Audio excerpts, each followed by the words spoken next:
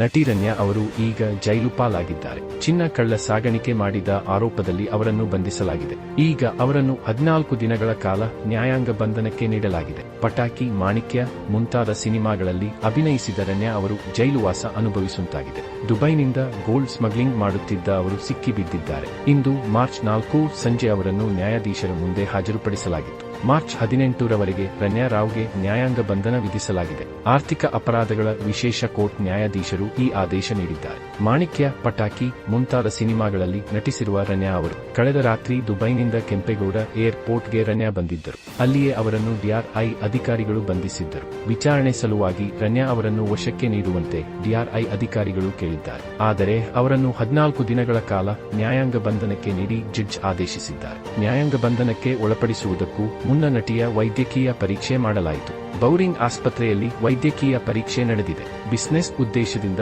ದುಬೈಗೆ ಹೋಗುತ್ತೇನೆ ಎಂದು ಹೇಳಿಕೊಂಡಿದ್ದರು. ಆದರೆ ದೆಹಲಿ ಡಿಆರ್ಐ ಟೀಮ್ಗೆ ರನ್ಯಾ ಸ್ಮಗ್ಲಿಂಗ್ ಬಗ್ಗೆ ಮಾಹಿತಿ ಇತ್ತು. ಹಾಗಾಗಿ ಮಾರ್ಚ್ 3ರಂದು ರನ್ಯಾ ಬರೋದಕ್ಕೂ 2 ಗಂಟೆ ಮೊದಲೇ ಡಿಆರ್ಐ ಅಧಿಕಾರಿಗಳು ವಿಮಾನ ನಿಲ್ದಾಣಕ್ಕೆ ಬಂದಿದ್ದರು. ದುಬೈನ ಎಮಿರೇಟ್ಸ್ ಫ್ಲೈಟ್ನಲ್ಲಿ ರನ್ಯಾ ಬಂದರು. ಸೋಮವಾರ ಸಂಜೆ 7 ಗಂಟೆ ಸುಮಾರಿಗೆ ಬೆಂಗಳೂರು ಏರ್ಪೋರ್ಟ್ನಲ್ಲಿ ಅವರನ್ನು ಡಿಆರ್ಐ ವಶಕ್ಕೆ ಪಡೆಯಲಾಯಿತು.